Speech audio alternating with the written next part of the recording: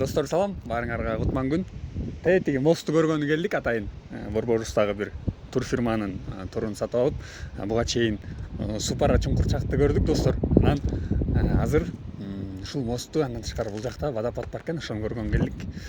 Бул видеодо негизги айта турган нерсе достор, ички туризмдин өнүгүшүнө ар бирибиз салым кошушубуз керек экен. Сөзсүз эле бир тур менен эмес, өз алдынча эле бир машиналар менен келип бул жерди көрүп кетсең болот экен. Татыр деген айылда экен.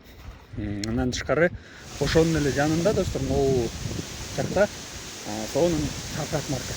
Ошолордун баардыгын көрүш үчүн билбейм, мындай каалоо эле керек болуш керек. Азыр биз тетиги мост менен өтүп, тетиги тоолорго суктанып, анан Шаркыратманы көрүп кетебиз. Негизги айта турган нерсе ошол достор.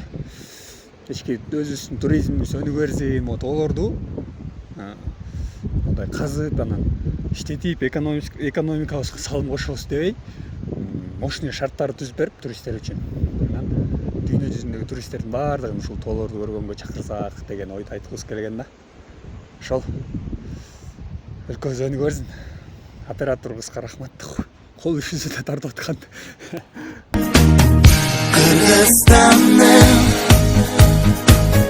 Kırgızistan'ım